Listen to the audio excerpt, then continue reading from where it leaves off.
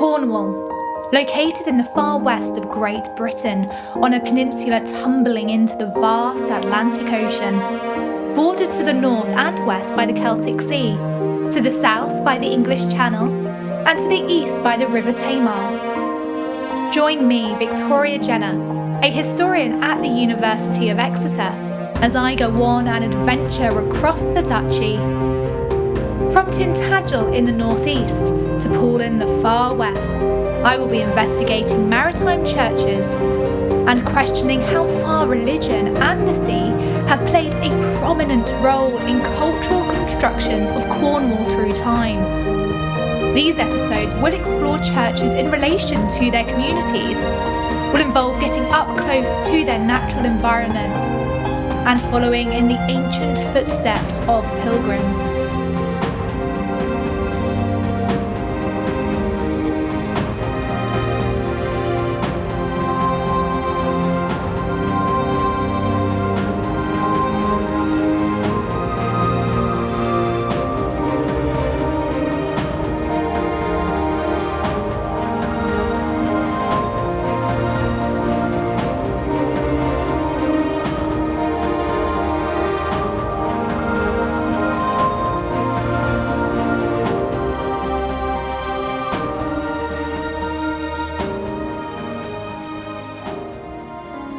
Shipwrecks have been a serious reality for mariners and the Cornish people for hundreds of years.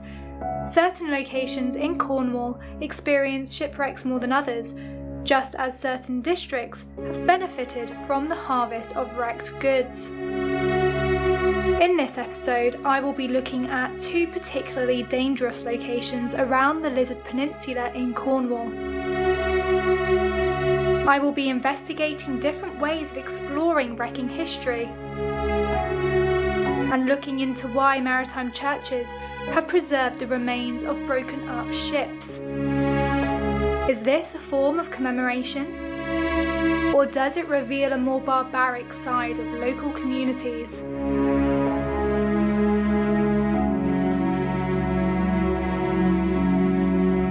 Too many vast wooden whales have perished here.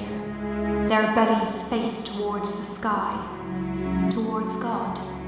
Their chests rattle with Spanish silver and gold. Another ship arrives on its back, this time lured in by the pull of the tides and flattered by the words of the bitter winds, let itself be dragged up from the Atlantic and into the rough grip of crooked teeth lining the shore.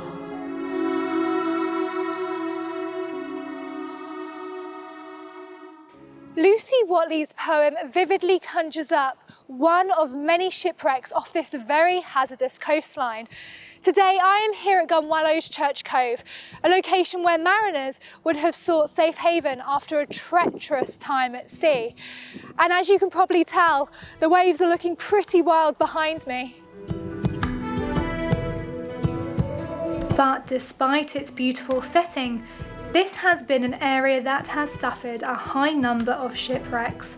The closest formal navigational aid was the Lizard Lighthouse, built in 1619, almost 10 miles away, which originally offered insufficient coal fire lighting until it was converted to oil lamps at the end of the 19th century.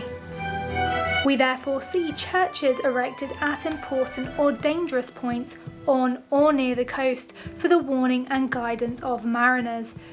Gunwallow's headland has a long history of capturing the imagination for shipwrecks.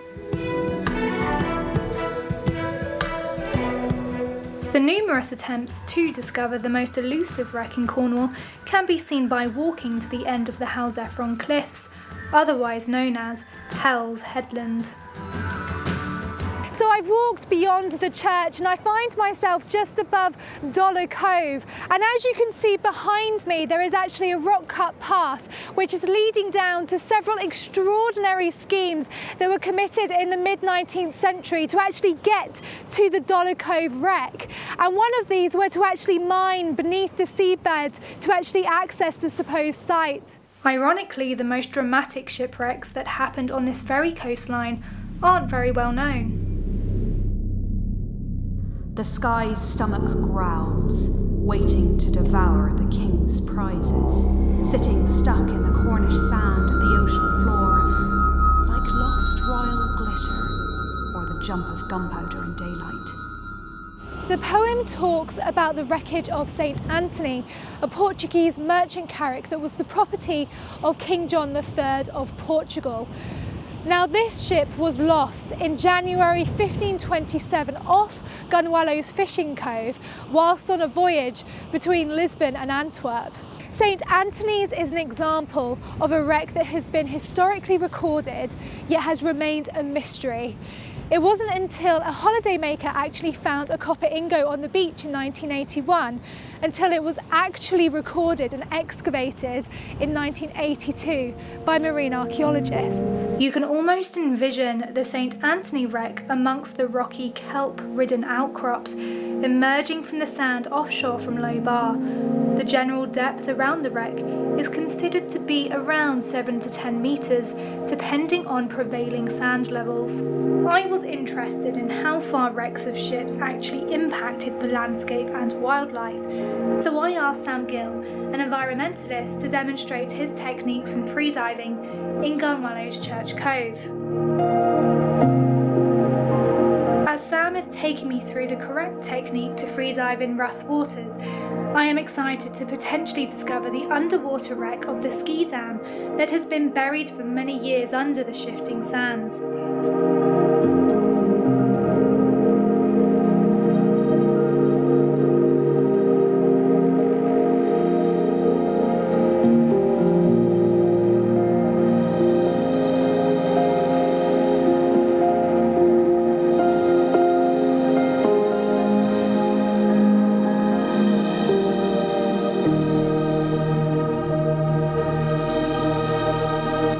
I become concerned about the force of the waves.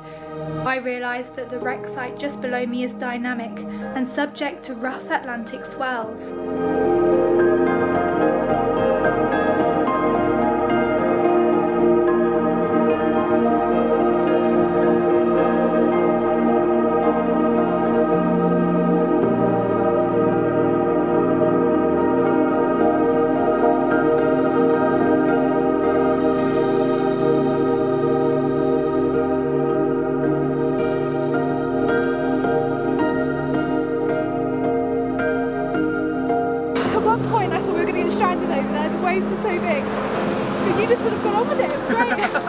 Yeah, there was a few moments over there where I was just calmly terrified on the inside, but it was all alright. You didn't show it. You kept your confidence, which is great. Right, should we go and sit down and have a chat about what you do? So Sam, you must see so much of the seabed when you're going out there and doing your free diving. Can you tell me of any examples of when it's really impacted the landscape or the seabed? So wrecks form like a structural component of down in the rocks, so they're like an unnatural reef. So you get all different kinds of fish that like to go around them. I mean, you can get like entire shoals of sharks and stuff coming around. So there'll be like spur dogs, which are like a giant kind of dogfish. They love it, and they'll come in like droves around reefs. And then you get other fish like ballan wrasse, which are like the huge, colourful. They look like they're tropical fish, and they don't belong. It feels like they don't belong in Cornwall, but they're definitely at home.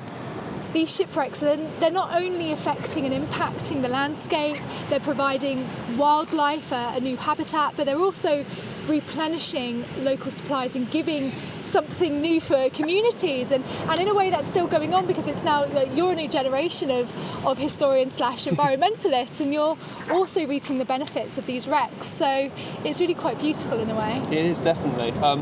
I'd definitely say, like, you have the short-term benefit was back in the day they would come ashore and it would be a great bounty of goods washing up. I mean, only recently there was that huge cargo ship that washed up, and it brought in all of those like mopeds, and they disappeared instantly. The wrecking spirit's not gone, and then you come in later down the line, and as it forms a reef environment, these become hotspots for fishermen. And in areas like Lewes and Polperro up in East Cornwall, where I come from, they really are like local gems, and they can completely revitalise and bring different fish species into keep. So they definitely feed the community, and they provide an incredible environment for, I realised how far the natural world could be shaped by shipwrecks.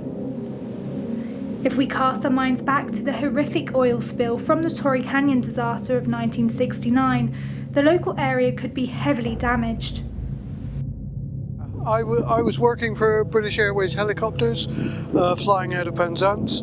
I was cabin staff on the S-61 passenger aircraft, and one day we were testing the Decca nav, and we flew from Penzance all around the coast and up the north coast from Senan to St Agnes. I was absolutely horrified, although I'd seen a lot of the oil slicks out on the ocean, at the amount of oil that was in every little cove, whereas normally you see the white surf up against the cliff. It was literally full of oil, and it was brown, not black as most people think it would be. And I thought at that time, I don't know how this is ever going to clear. But I was on the flight the first morning that she went aground, and our captain, Jim Summerley, an old naval pilot, wanted to go down and have a look, which we did. We went northwards from our normal route, and you could see she was hard and fast on the Seven Stones, down at the bow with oil streaming out from the bow. And I was there till the day that they bombed her, and we had an exclusion zone. We had to fly a lot further south, and we picked up the reporters from St Martin's. We had special dispensation to land that evening, and we flew over her when she was on fire, over the actual wreck, and she then slipped into the ocean. But it was quite a traumatic thing, yeah. But what about the notion that shipwrecked goods washed upon the shore were a godsend for the local community? The news reports from the wreck of the Codina in 2002 show us that today people still believe in finders keepers when it comes to objects washed ashore, and indeed this is one of the core tenets of wrecking.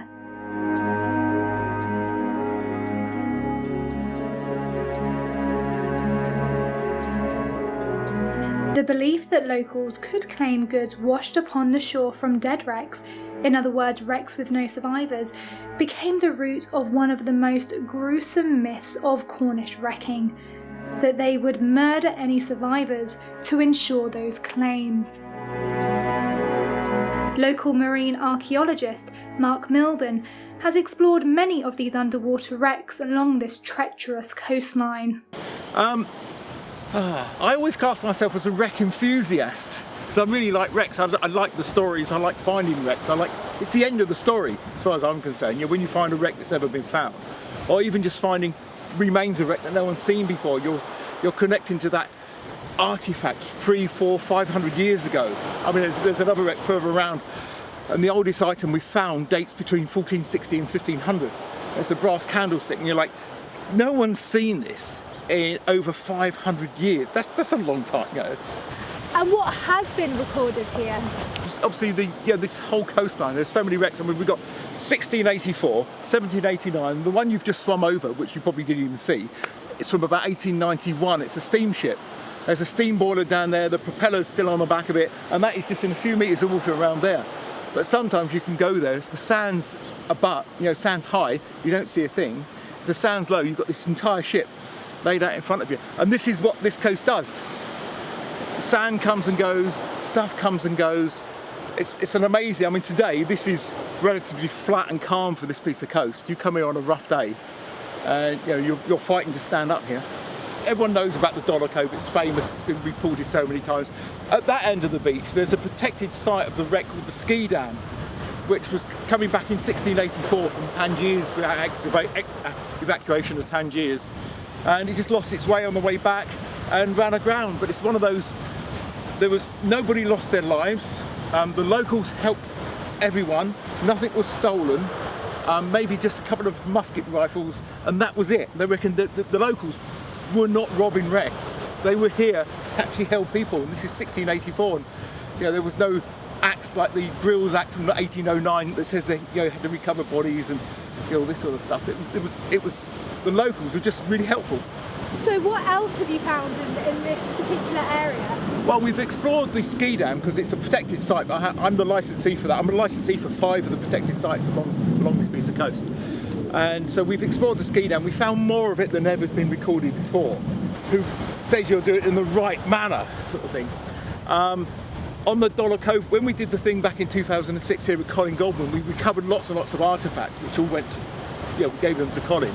And there was loads and loads from a range of vessels. Could be 5, could be even 10 different vessels from there, because we had things from stainless steel cleats, which is off of a modern vessel, to old iron rings that go around masts and stuff. There was just all sorts, all around that headland.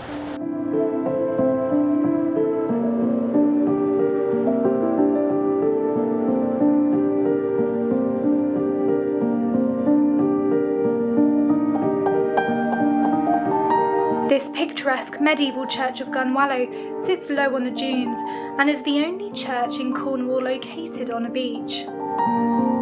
According to 18th century church wardens' accounts, sand has had to be regularly removed from the churchyard, and because of its precarious position, granite has been used to reinforce the gap between the church and Dollar Cove behind me to prevent the force of the waves. No wonder it's called the Church of Storms. Originally a rood screen spans the entire width of the nave and aisles. It was later cut down and reused as doors. So these doors are supposedly made from the wood salvaged from the St Anthony's wreck. And whilst it is possible that wreck money could have helped pay for them, we are yet to find any evidence to actually support this local tale. I was intrigued by how many churches and graveyards incorporated pieces of wrecks. In Tintagel's parish churchyard of St Materiana, we see a moving tribute to Domenico Cantonese, a 14-year-old cabin boy who died in the wreck of the Iota at Botany Cove on the 20th of December 1893. Cantonese was the only member of the crew to perish, the other crew members rescued by locals. I went to speak to Dr. Sherazada Garcia Rangel about why this could be the case. Fourth grave in this line. It's a grave that memorializes 2 people from the wreck of the SS Clancommon, which happened in the Lizard. About 11 people died there. What's quite interesting about these graves is that some of them actually have some Arabic handscript, and they are the graves of 2 members of the Indian Merchant Service. So their names are, and that's why I have the paper, I'm hoping that I can pronounce them correctly, Himatullah Sabir Muhammad and Sarwatullah Asir Muhammad. I don't know what they are buried together. Might be significant of the fact that they died in the same shipwreck. Might be significant, or they might have been related. But they died in that wreck that was caused by a U-boat.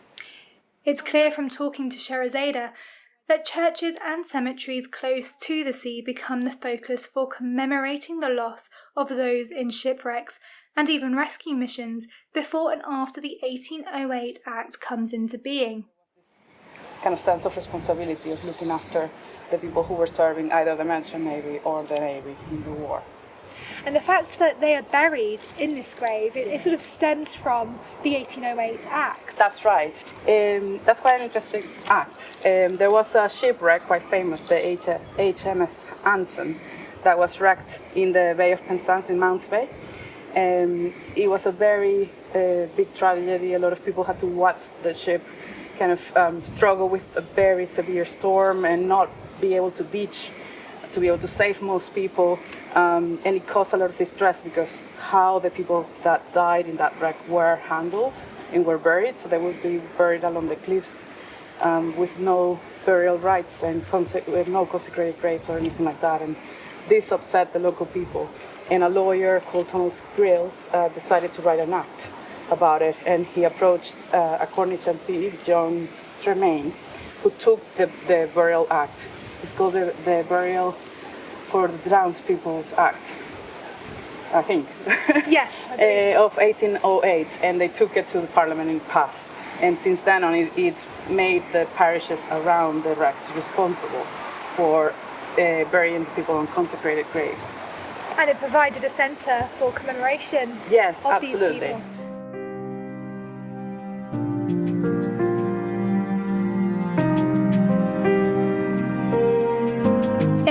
shores of St. Keverne along the east coast, many church-town men bore shipwrecked victims to the graveyard where they would have Christian burials, laid to rest under the shadow of the old church.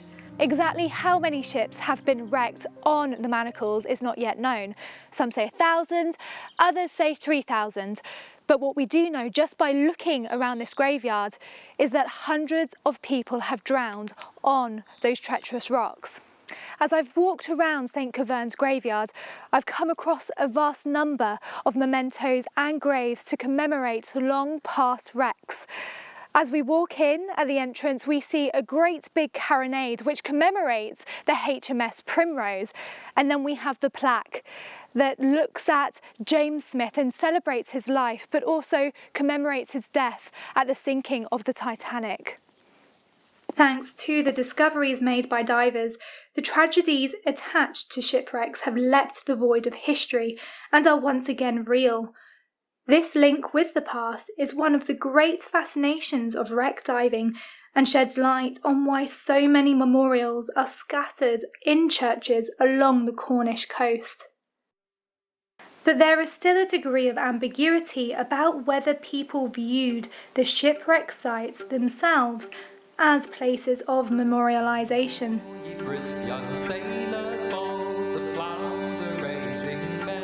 And to make the topic even more contentious, we see many examples of museums and private collections of shipwrecked goods emerging from the 19th century. I've come to Charlestown, an old fishing village that flourished as a port from 1790. Today it is a privately owned harbour and a popular tourist hotspot.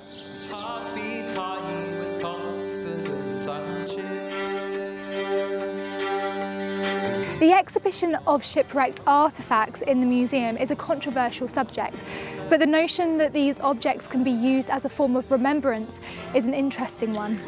As I tuck into some locally sourced mussels from Charlestown's Bay, I reflect on how the historic harbour now perfectly serves tourism. As I look around, I see remnants of its past life as a working harbour. The image of the wrecker has persisted in the public imagination, much like the Cornish smuggler. The wrecker emerged as someone who was less than human, a folk devil, through its representation in the press, the public pronouncements of the clergy, and the didactic function of the novel. This representation still fascinates people today, so the next morning I organised to meet up with some student enthusiasts of maritime wrecking history. The psychology of collecting pieces from wrecks is compelling, and I can see why the Admiral Benbow is a popular pub amongst locals. From here I venture over to some of the wrecks that the girls highlighted from earlier. By preserving the stories from each of these wrecks, we are able to step into another time. Novels, poems and music not only popularise seafaring realities, but embed the tragedies mariners have faced in the public imagination. They allow us to remember lost lives and respect the power of the sea.